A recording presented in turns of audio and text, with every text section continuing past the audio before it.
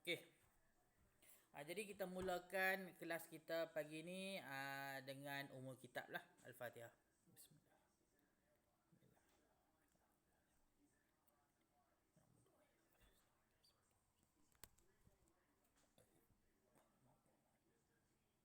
Amin. Okey, jadi kita nak sambung sikit. Hari tu kita dah tengok berkaitan dengan kepentingan model olokan. Kepentingan model olokan, di mana kita dah tengok dah itu apa beza di antara model olokan, model dan juga prototype. Kita dah tengok dah dalam kelas hari tu perbezaan antara ketiga-tiga ni. Okey. Hari ni kita nak masuk kepada bahan dan peralatan. Bahan dan peralatan yang kita gunakan dalam membuat model olokan. Okey. Soalan yang sering ditanya berkaitan dengan bahan dan alatan ni kan, kerap ditanya dan selalu kesilapan yang kamu buat ialah tak dapat membezakan. Tak dapat membezakan apa benda bahan, apa benda peralatan. Okey. Jadi bahan dan peralatan ni dua benda yang berbeza. Okey ya. Okay, cikgu bagi tips hari ni kepada yang hadir hari ni. Okeylah. Dah dapat tips ni. Okey. Tips dia ialah kalau kamu nak bezakan bahan dan peralatan, mudah saja sebenarnya, iaitu bahan kamu guna habis. Apa saja yang kalau kamu tengok, kalau kamu guna dia habis, itu ialah bahan. Contohnya gam. Contohnya mounting board. Contohnya masking tape. Itu semua kamu guna akan habis. Itu ialah bahan. Peralatan pula, peralatan kalau kamu tengok pelapik pemotong tu. Pelapik pemotong tu ialah peralatan di mana kamu guna pelapik motong tu 10 kali 100 kali pun tak habis-habis kan. Jadi itu adalah kaedah macam mana kamu nak membezakan sesuatu benda tu peralatan ataupun bahan. Kalau kita tengok pembaris kan, kamu guna pembaris 100 kali guna tak habis-habis pembaris tu. Jadi itu ialah peralatan. Kalau gam kamu guna 100 kali guna, saya silap tak ada 100 kan. 20-30 kali guna pun habis dah kalau glue sentuh tu kan. Okey, jadi itu cara nak membezakan dia lah. Okey, yang ni pun sama kalau kita tengok kan, anti cutter, gunting. Okey, cikgu baca satu-satu lah supaya mudah kamu ingat. Okey, bahan dan peralatan ni ialah pelapik pemotong, foam, perekat, ataupun latex, gam sentuh, gam pengeras, hardener, mounting board, gam PVC, kertas pasir, masking tape dan juga polystyrene lah. Polystyrene. Okey. Seterusnya, bahan yang kamu boleh gunakan ialah cardboard. Kita boleh guna dalam mock-up ni, kita boleh gunakan cardboard. Kayu jelutong, gunakan kayu. Kenapa guna kayu jelutong? Sebab dia lembut. Kayu balsa pun sama. Kita gunakan dia sebab dia lembut. Mudah untuk kita nak bentuk dia, nak ukir dia. Okey, kemudian kita boleh juga gunakan simen pengeras, pengeras simen lembut. Kemudian simen penyumbat, kemudian simen lembut tu dia gunakan bersama-sama dengan hardener tu lah. Pengeras simen lembut tu. Simen lembut tu kalau kamu tak campur dengan pengeras, memang takkan keras lah. Akan duk lembut macam tu je simen lembut tu. Bubuh lah sampai bila-bila pun. Ambil masa yang lama lah untuk dia nak keras. Sebab tu dia kena campurkan dengan hardener tu. Bila campur dengan tu, sekejap je dia akan keras lah simen tu. Okey, kemudian plaster Paris. Plaster Paris ni kalau kamu tengok yang orang buat apa, buat pagar tu kan, buat pagar, buat kerusi bentuk kayu tu, gunakan plaster Paris lah tu. Kemudian cat emulsi, cat aerosol, plaster penyumbat, gunting anti cutter. Okey, anti cutter ni selalunya ni nampak ni, selalunya kamu akan jawab pisau. Jangan jawab pisau, salah. Jangan jawab pisau di situ. Itu ialah anti kata. Tolong jawab anti kata, jangan jawab pisau. Okey. Penghasilan modal olokkan. You nampak tak? Macam mana nak zoom ni?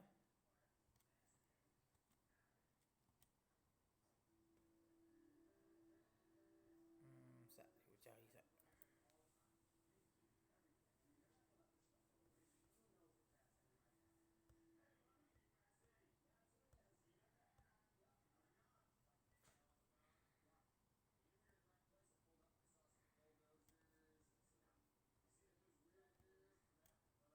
Allah.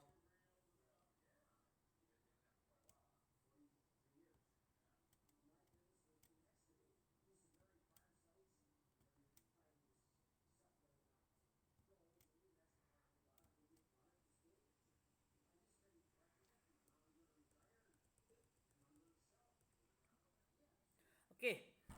Penghasilan modal olokkan.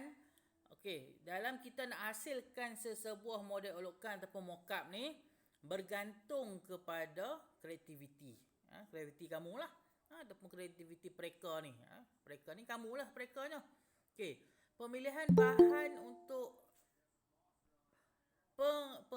bahan untuk penghasilan selalunya bergantung kepada bentuk objek.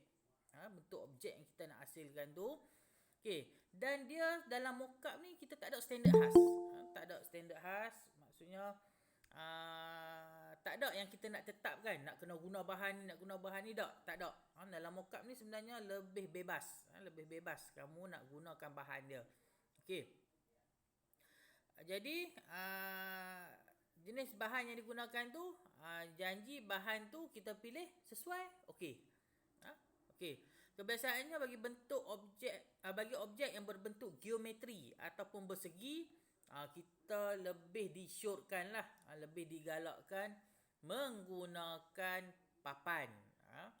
Menggunakan papan, iaitu sama ada kamu guna model making board, mounting board, form dan kepingan PVC yang nipis ataupun PVC sheet tu lah. PVC sheet tu. Kita boleh gunakan bahan-bahan tersebut untuk yang berbentuk geometri ataupun bersegi, sebab lagi mudah sebenarnya. Okey.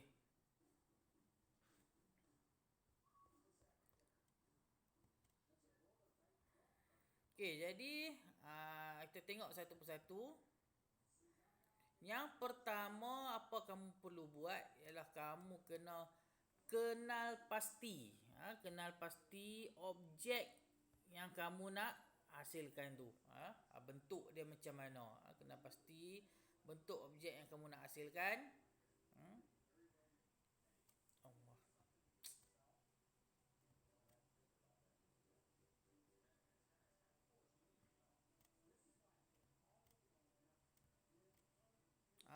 Sat lah.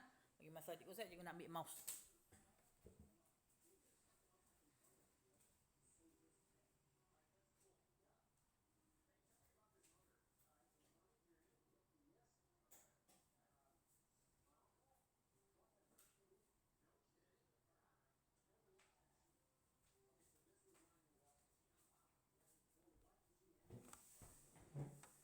Sat guna mouse senang sikit.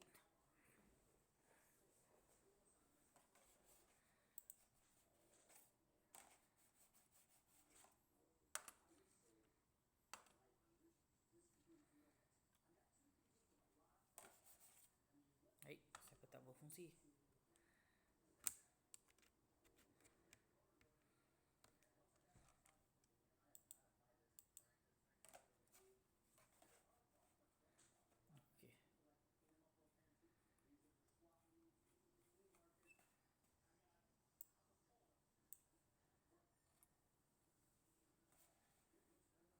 Sekejap.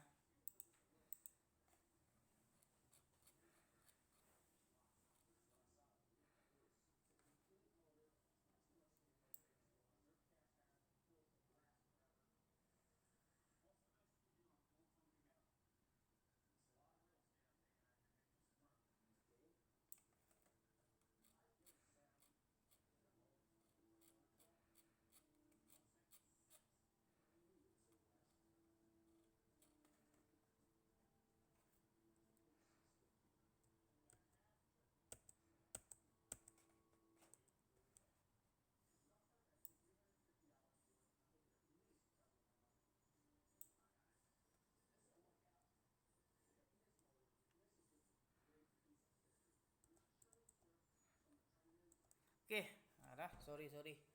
Okey, yang pertama kita kena kenal pasti jenis jenis bentuk objek yang kita akan hasilkan. Yang kedua kita kena pilih bahan, bahan yang sesuai. Okey. Ini selalunya kalau kata bersemuka dulu memang kita buat ni. Kalau kamu tengok ada yang apa abang-abang kakak-kakak kamu sebelum ni ada buat. Memang kita buat pun. Projek kamu tu, tapi soalan tak dapat ni tahu ni hampa. Okey. Yang ketiga, kena tetapkan saiz objek yang akan digunakan. Kena tetap saiz dia lah. Okey, potong bahan mengikut saiz yang telah ditetapkan. Mulakan proses membentuk model olokkan. Maksudnya kamu kena, kalau siapa yang pernah duk main origami apa tu, dia mudah lah. Dia mudah faham lah. Kena potong bahan mengikut saiz yang telah ditetapkan. Mulakan proses membentuk model olokkan. Kemudian yang kelima, kamu kena kenal pasti cara penyambungan terbaik yang bersesuaian bagi bahagian yang telah kamu potong tu. Ini yang selalu berlaku ni. Dia potong-potong, seronok punya potong. Bila nak sambung, main tanya cikgu. Macam mana nak sambung kan?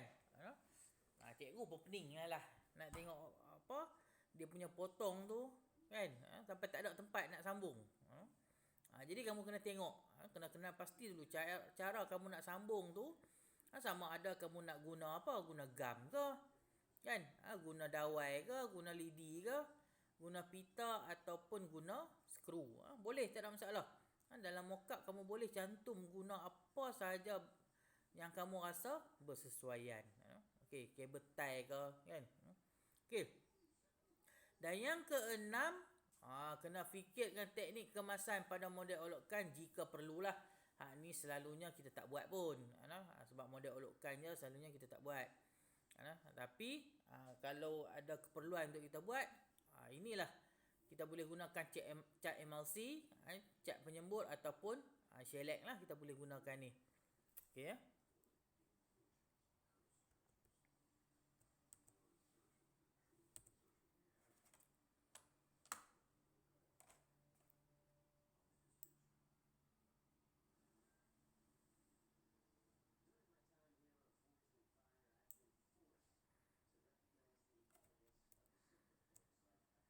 Okey, ini adalah gambar contoh penghasilan model olokkan. Di mana untuk nak hasilkan drone yang kita lukis hari tu lah. Yang drone yang lukis hari tu ni, okey. Macam mana nak hasilkan dia, model olokkan ni. Okey, kita kena lakarkan lukisan pembinaan projek dulu. Kena lakarkan. Okey. Tak cikgu zoom sikit lagi. Okey. Kemudian lepas kita lakar, kita kena buat apa? Lakarkan rupa bahagian-bahagian lukisan pembinaan tu. Maksudnya kita kena lakarkan rupa dia. Maksudnya kita kena tahulah kan, nak potong tu bagi saiz lagi, potong tak sama, bila nak cantum ada yang terlebih dan yang terkurang. Okey. Okey, kita tengok sikit sepatutnya kalau ikutkan cikgu kena tunjuklah, tunjuk model olokkan ni daripada contoh data tu kena buatlah. Kalau di sekolah tu kita boleh lah. Di ni tak apa, nanti cikgu cuba hasilkan video untuk ni, kita boleh tengok nanti.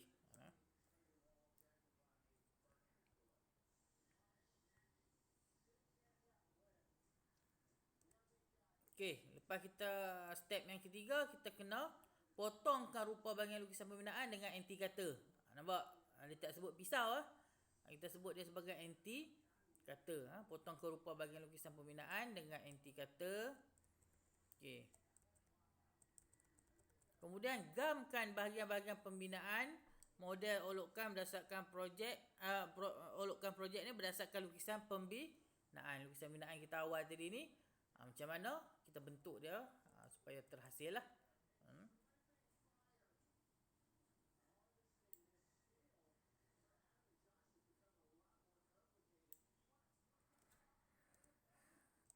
Okey, kemudian kita kena gosokkan dengan kertas pasir dengan cara yang betul dan berhati-hati pada model olokkan. Tujuan dia untuk nak ratakan bahagian-bahagian tajam tu. Kan bila kita lipatkan tu dia akan ada macam bahagian tajam tu. Jadi kita nak ratakan dia lah, kita tak nak tajam.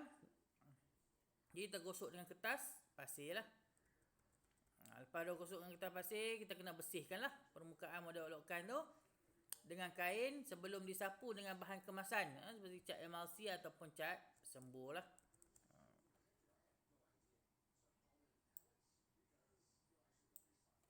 Okey, ni dah hampir siap.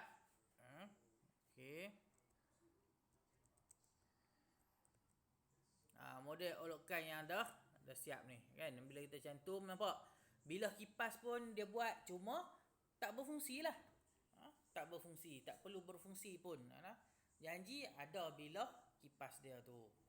Okey.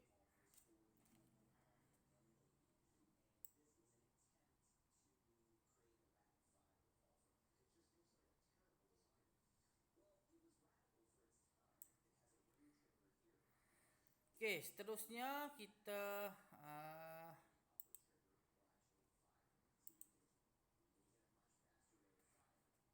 kita nak menilai model olokan kita. Kita nak menilai model olokan kita. Okey, jadi bila kita dah siap tadi, model olokan kita. Okey, bagi tujuan penilaian model olokan, beberapa model olokan dihasilkan bertujuan bagi membuat penilaian dan perbandingan sebelum model olokan ataupun prototipe tu dihasilkan. Jadi di bawah ni menunjukkan faktor-faktor yang kita kena bagi perhatian lah dalam membuat penilaian model olokan kita. Okey, yang pertama, kamu kena tengok dari segi kesesuaian bahan untuk produk sebenar. Kamu kena tengok kesesuaian bahan untuk produk sebenar. Yang kedua, kena tengok dari segi keselamatan dia kan. Macam tadi drone tadi, bilah dia tak ada yang menghalang dia daripada terkena manusia tu kan. Jadi sepatutnya kena ada lah yang macam penahan dia kan, supaya kalau dia mengalami kegagalan tak kena orang kan, bila kipas dia tu. Okey. Kemudian penggunaan, dari segi penggunaan, kemudian keseimbangan reka bentuk. Kita nak tengok keseimbangan reka bentuk dia. Kemudian kita nak tengok dari segi struktur reka bentuk. Jadi sebab itulah dia kata model olokan ni sebagai asas kita nak tengok produk kita tu macam mana. Maksudnya kita akan nampak dah gambaran kalau produk kita siap nanti lebih kurang macam model olokan ni lah. Cuma model olokan ni dia tak berfungsi lah. Okey. Selepas daripada tu kita kena buat penambahbaikan lah. Penambahbaikan untuk reka bentuk model olokan kita. Okey. Jadi kita tengok dia buat apa tu? Kipas dia apa tu, head, kepala dia dan kipas, tempat mengangkat barang kan. Dia buat penambahbaikan. Okey, jadi rumusan dia untuk mockup, okey, kita boleh tengok di sinilah. Okey, setakat ni ada soalan? Kalau ada soalan boleh on mic, boleh tanya, tak ada masalah. Ataupun nak type pun boleh. Mana-mana aja. Tidur habis apa? Kan duk masak Maggi di dapur. Tak ada. Okey. Kalau tak ada, cikgu nak pergi kepada seterusnya lah. Okey, sebelum tu latihan simple saja. Buat latihan muka surat 130 ni. Buat latihan 130 ni, iaitu yang cikgu terang tadi lah kan. Apa kata cikgu terang tadi semua tu. Jawapan dia ada, tadi cikgu duk terang. Okey. Okey, seterusnya kita nak masuk bab 8. Bab 8 ni sebenarnya hari tu cikgu duk tunggu nak bersemuka. Ingat sempat bersemuka. Sebab bab 8 ni memang sepatutnya kena bersemuka sebab bersemuka pun susah nak faham kan. Tapi tak apa, kita cuba je melalui Google Meet ni. Tak apa, kalau ada rezeki ni bersemuka nanti, kita tumpu sikit lah kepada topik ni. Okey, topik lukisan kerja. Okey. Sebenarnya kamu dah pun, tapi hampa tak belajar. Last batch abang hampa tahun lepas. Abang kakak hampa tahun lepas yang ambil kemahiran hidup. Kalau dulu ambil kemahiran hidup, ada belajar benda ni. Okey, apa yang kamu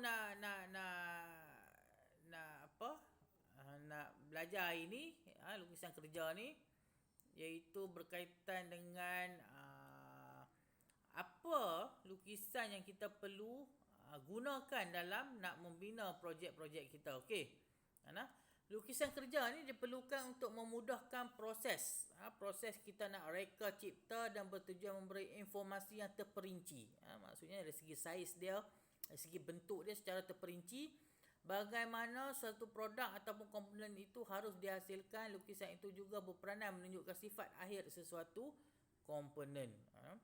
Okey, jadi lukisan kerja ni sebenarnya kalau kamu sambung belajar nanti, kamu ambil bidang-bidang berkaitan dengan engineering, kan? Bidang-bidang berkaitan engineering, memang lukisan kerja ni wajib kamu kena tahu. Jadi baguslah kamu dah ambil reka cipta ni, jadi kamu dah dapat dah pendedahan awal. Okey. Jadi kita tengok di sini, lukisan kerja ni contohlah, ada pandangan atas dia, kan? Pandangan hadapan dia, pandangan sisi dia. Ini ialah contoh di mana terperinci lah, kan? Kita boleh tengok, okey, atas dia macam mana bentuk dia, hadapan dia macam mana, sisi dia macam mana. Okey, yang pertama kita nak belajar ialah lukisan ortografik. Lukisan ortografik ialah lukisan dua dimensi yang selari dengan paksi X dan Y. Bertujuan memaparkan bentuk satu komponen atau objek di atas kertas lukisan berdasarkan jenis unjuran arah pandangan. Faham tak? Dah pening ni. Tengok gambar pun dah pening lah. Okey. Tak apa, slow-slow lah. Okey, lukisan ortografik membentuk beberapa pandangan bagi satu objek, iaitu pandangan atas, sisi dan hadapan. Contohnya, kan? Macam contoh, kalau kamu boleh nampak, kalau nampak dekat video yang cikgu ni, okey, kita tengok contoh power bank ni, kan? Power bank ni, okey, power bank ni dia ada pandangan, ni atas dia, kan? Hadapan dan juga sisi dia lah, kan? Maksudnya kita boleh nampak lebih detail. Kita boleh nampak lebih detail untuk dalam lukisan unjuran ortografik ni. Okey. Apa tujuan lukisan ortografik ni? Okey, kita tengok Tujuan lukisan ortografik ni ialah untuk menerangkan bentuk objek dengan jelas dan tepat melalui arah pandangan. Itu 3 arah pandangan tadilah. Iaitu pelan, hadapan dan juga sisi di atas satah 2 dimensi. Daripada objek 3 dimensi tadi, kita pecahkan dia, unjuran ortografik ni kita pecahkan kepada 3. Jadi kita, sebab tu disebut 3 dimensi tadi. Daripada 3 dimensi tadi kita pecah dia kepada 2 dimensi lah. Maksudnya kita pecahkan dia tadi. Okey. Jadi yang kedua, tujuan dia ialah untuk memberi informasi berkenaan dengan ukuran dia lah. Ukuran dia, sama ada tinggi dia, lebar dia, panjang dia, satu objek tu. Okey, oleh yang demikian lukisan ortografik perlu dihasilkan dengan tepat dan jelas. Jadi lukisan ortografik ni clearance dia hanyalah 1 mm. 1 mm kalau dekat pembaris kamu tu, kamu tengok 1 cm, kan? 1 cm kalau ada pembaris kat rumah tu, ambil pembaris tu, tengok 1 cm, yang garis kecil-kecil tu, garis kecil-kecil tu, itu ialah 1 mm. Satu garis kecil tu ialah 1 mm. Jadi kesilapan yang kamu boleh buat, kalau boleh elakkan lah kan. Kalau boleh elakkan. Cuma kalau kamu buat kesilapan, tak boleh melebihi 1 mm. Maksudnya kena bawah 1 mm kesilapan dia. Maksudnya nanti kalau cikgu ukur, kata lebih 1.5 mm, salah. Jawapan tu jadi salah lah. Sebab apa? Cuba bayangkan kan, tudung pen. Tudung pen kamu kan, kamu tutup tu ngam-ngam kan. Cuba kalau kata dia lari sikit, 1 mm je dia lari, longgap tak kan? Akan jadi longgap. Jadi dalam kejuruteraan, dalam engineering, sangat menitik beratkan ukuran. Dalam engineering ni, dalam pembinaan ni, kita sangat menitik beratkan berkaitan dengan ukuran. Jadi sebab tu clearance dia hanyalah 1 mm sahaja yang kamu boleh buat. Okey. Bukan 1 mm, kurang daripada 1 mm lah. Okey. Jadi kita tengok yang aktiviti kat bawah tu. Berdasarkan bongkah di bawah, kenal pasti pandangan atas, hadapan dan sisi bongkah serta lakarkan di atas helai kertas. Okey. Ini tugasan untuk kamu. Minggu ni, selain pada jawab soalan tadi, tugasan kamu ialah kamu kena buat ni. Berdasarkan 4 ni, carilah kertas kosong, kertas A4. Tak ada kertas A4, lukislah dalam buku tu. Cuma dalam buku tu, buku kamu dah ada garis-garis. Lagi kamu yang pening. Aku boleh dapat kertas A4 lagi baguslah. Dapatkan kertas A4. Kalau tak ada juga kan, try lah minta kat jiran-jiran. Jiran pun tak ada, gunalah apa yang ada kan. Okey. Jadi macam mana nak lukis dia? Kita ada berapa minit lagi ya? 10-6 minit. Okey, tak apa. Ada masa lagi. Okey. Jadi kita tengok dalam kejuruteraan, dalam engineering. Okey, cikgu nak zoom sikit lah. Macam mana?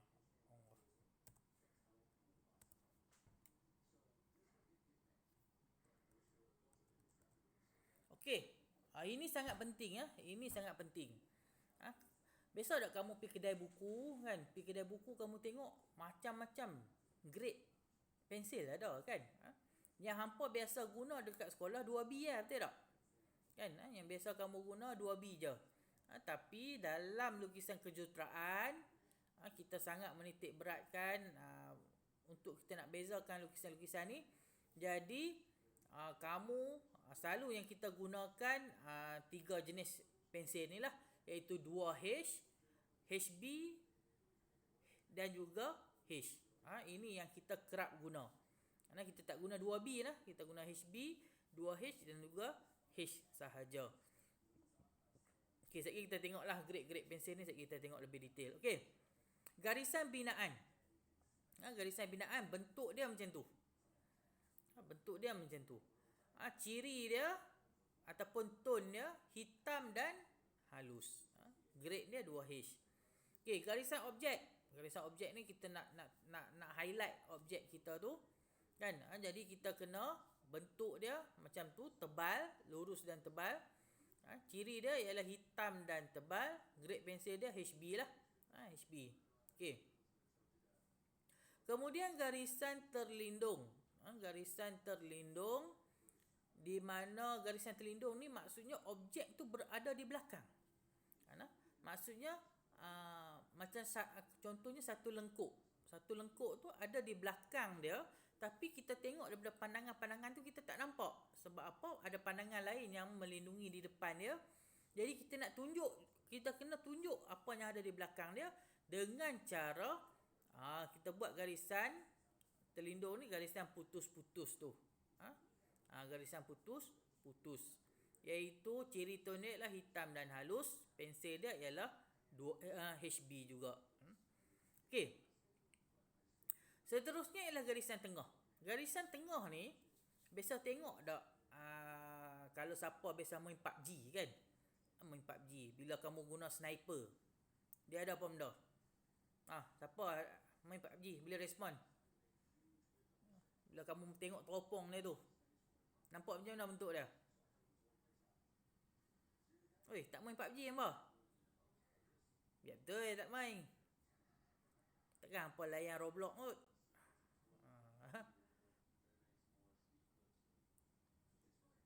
Tidur semua. Ada layan PUBG. Nampak apa? Biasa guna sniper tak? Ataupun pernah tengok cerita-cerita berkaitan dengan sniper? Teropong dia tu, macam mana bentuk dia? Apa yang kita nampak, garisan apa? Kristina dia kata dia tak main, kan? Oi, semua tak main ni. Oi, hampa guna bom dah. Okey, tak apa. Dah tak main buat macam mana. Okey. Najwa pun tak biasa guna sniper. Okey, tak apa. Okey. Jadi kamu tengok garisan tengah ni. Okey. Garisan tengah ni dia ada garisan putus-putus, panjang, pendek. Garisan tengah ni putus-putus, panjang, pendek. Panjang, pendek, panjang. Kan? Okey. Ni cikgu kata kalau kamu tengok garisan ni tadi, kamu lukis lagi satu garisan. Kalau ada pensil dekat kamu, kan? Ada pensil, ada kertas. Kamu lukis garisan tengah tu. Kamu lukis lagi satu garisan dia, tapi menegak. Kamu lukis garisan tengah tu, bentuk macam tu. Yang ni melintang kan, dalam buku tunjuk melintang. Kamu lukis, bentuk dia jadi menegak. Kamu akan nampak garisan yang biasa kamu nampak dalam lambang dekat teropong sniper tu, kan? Itu menunjukkan garisan tengah, garisan penengah. Okey, jadi ciri ataupun tone dia ada yang dah buat dah. Ada nampak gambaran dia. Okey. Hitam dan halus, grade pensel dia ialah H lah. Okey, seterusnya ialah garisan satah pemotongan. Nak menunjukkan bahawa tempat yang kita potong untuk nak tunjuk bahagian dalam dia. Garisan satah pemotongan ni. Itu bentuk dia, hitam dan halus, pensel HB lah. Okey, garisan dimensi. Dimensi ni kita nak tunjukkan ukuran dia, berapa panjang dia, berapa ukuran dia tu, kita gunakan garisan dimensi. Garisan dimensi ni pun ada dua jenis nanti. Jenis ekarah ke jenis ni nanti kita belajar lebih detail. Okey ya. Kita jajak kat ekarah tu nanti kita belajar lebih detail. Okey. Hitam dan halus dan grade pensel dia H. Okey, seterusnya adalah garisan tambahan ataupun unjuran. Maksudnya garisan tambahan unjuran ni dia nak hampir sama macam garisan binaan, cuma dia lebih light lah. Itu kita gunakan grade pensel H sahaja. Kalau garisan binaan kita gunakan 2H. Yang ni kita gunakan H sahajalah. Okey.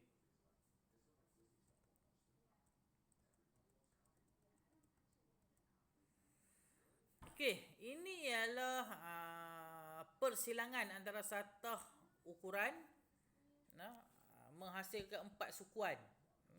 4 sukuan ni. Okey, ini macam mana kaedah kita nak lukis. Okey.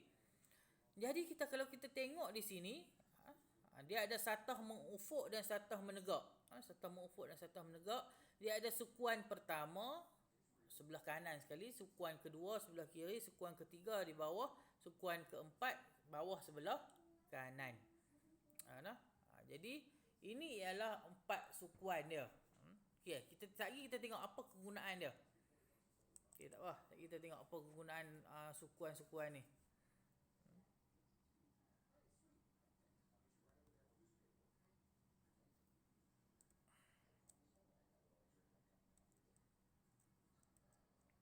Okey, prinsip ujuran ortografik.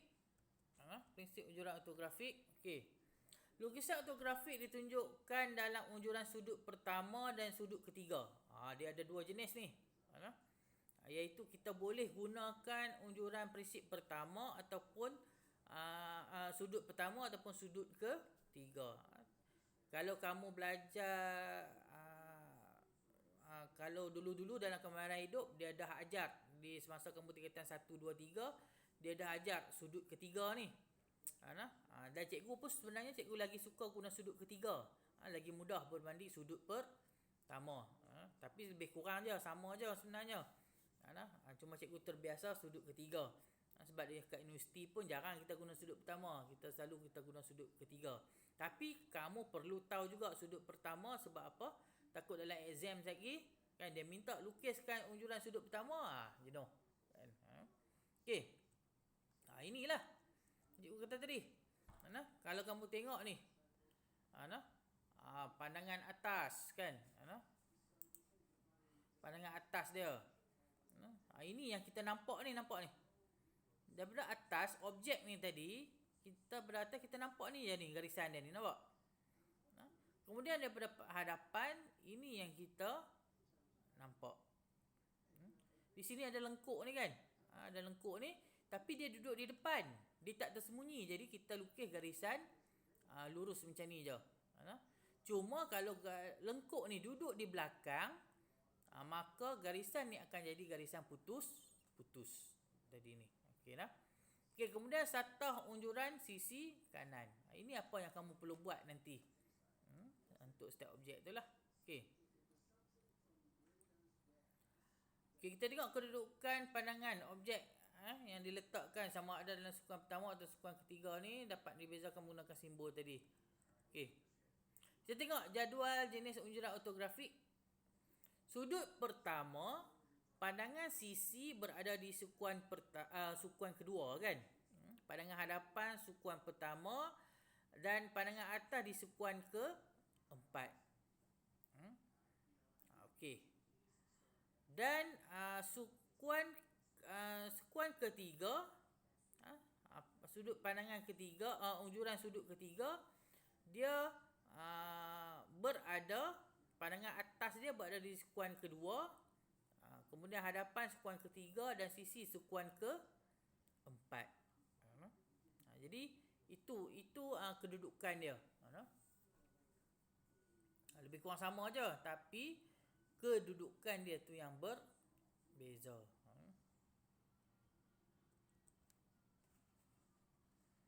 Okey, kita habiskan sikit lagi.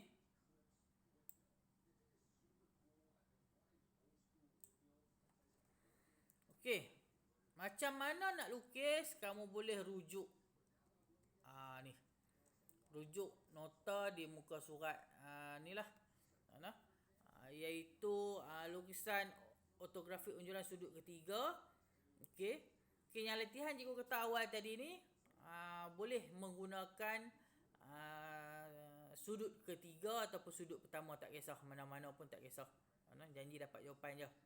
Okey. Okey, bongkah permukaan rata. Sisi dan bongkah permukaan rata mesti selari dengan serta menegak dan serta mengufuk. Rajah di bawah menunjukkan langkah-langkah pembinaan lukisan ortografik sudut ketiga bagi bongkah berpermukaan rata. Okey, kalau permukaan rata ini kaedah dia. Di mana nak mudah kan. Cikgu mula-mula belajar dulu pun cikgu suka guna kaedah ni. Iaitu kamu tandakan tu. Tang mana A, tang mana B, permukaan dia. C, D, E, F, G. Kan? Supaya sekali kita tahu mana permukaan yang kita perlu ambil dan mana permukaan yang kita dah ambil. Okey. Jadi kita tengok di sini, cikgu nak habiskan satu contoh ni. Okey. Di mana kita tengok A dan juga B. Duk di bahagian pelan kan? E dengan F nampak tak? Tak nampak kalau kita tengok daripada pandangan atas kan. C dengan G pun tak nampak sebab kita tengok daripada pandangan atas. Jadi yang kita nampak ialah A, B, kita nampak dia punya apa dia? Dalam dia dan juga lebar dia. Lebar, tinggi dan juga dalam dia. Okey. 45 darjah ni wajib buat. Wajib buat. Okey. Kemudian langkah ketiga, yang atas ni nampak garisan biru ni, maksudnya kita tak perlu dah ambil ukuran sini. kita unjurkan dia, kita tarik dia turun ke bawah. Sebab tu dinamakan sebagai unjuran. Unjuran ortografik. Di mana lebar dengan dalam kita dah ada. Betul tak? Kan? Jadi yang tak ada lagi ialah tinggi. Jadi tinggi akan berada di pandangan sisi ni lah. Jadi kita tengok gambar di atas tadi, F dan juga C. Mana F dan C? F dan juga C sahajanya kita nampak kan? E tak nampak, B tak nampak, A tak nampak, G pun kita tak nampak. Jadi kita hanya perlu lukis F dengan C sahaja. F dengan C. Jadi kita dah dapat dah dua di sini. Yang ketiga, yang ketiga ini kalau kamu faham teknik dia cukup mudah, pandangan sisi. Sisi ni sebenarnya kamu tak perlu dah ambil ukuran dia. Sebab apa? Nampak ni. Dia, ukuran dalam dia kita boleh unjur je garisan biru ni mengenai sudut 45 darjah ni, reflectkan dia ke bawah. 90 darjahkan dia ke bawah. Sama juga ni ambil ukuran penyambung di sini, turun ke bawah. Kemudian daripada sisi tadi tarik je pergi ke kanan, tarik pergi ke kanan.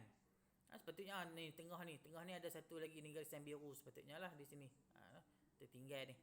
Okey. Nampak tak? Yang ni kenapa garisan dia putus-putus? Okey, kenapa putus-putus? Kita tengok balik di atas tadi. Nampak tak di sini? Tempat EFB duduk ni. Kan? Berlubang tak di situ? Di situ kan berlubang. Jadi, tapi kalau kita tengok daripada pandangan G ni, kalau kamu tengok daripada G ni, nampak tak? Ni, tak nampak lah kan? Sebab apa? Kita nampak G ni petak 4 segi ni saja. Jadi di belakang ni walaupun ada, kita tak nampak.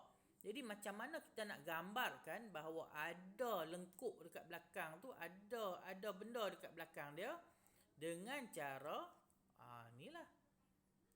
Dengan cara kita nak tunjuk bahawa E ada di situ. Dengan cara garisan putus, iaitu garisan tersembunyi lah. Kita gunakan garisan tersembunyi. Okey. Jadi tugasan kamu boleh mana tadi? Hilang pula.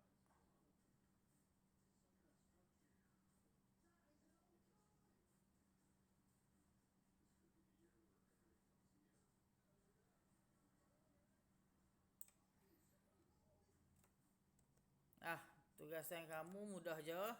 Hilang mana lah. Ustaz.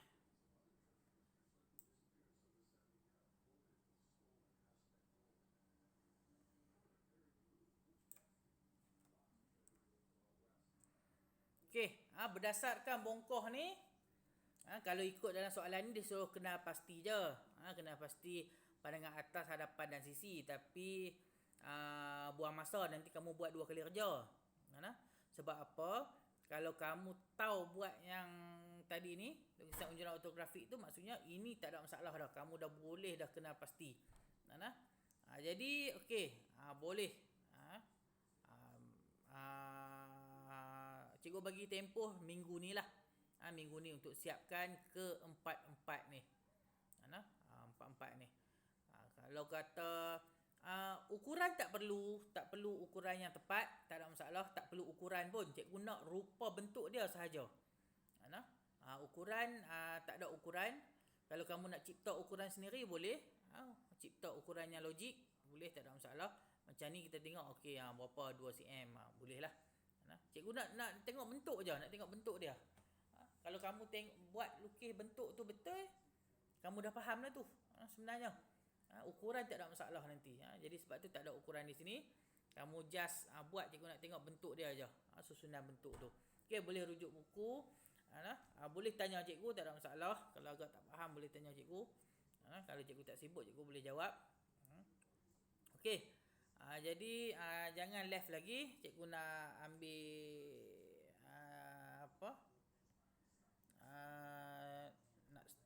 record. Kemudian sekejap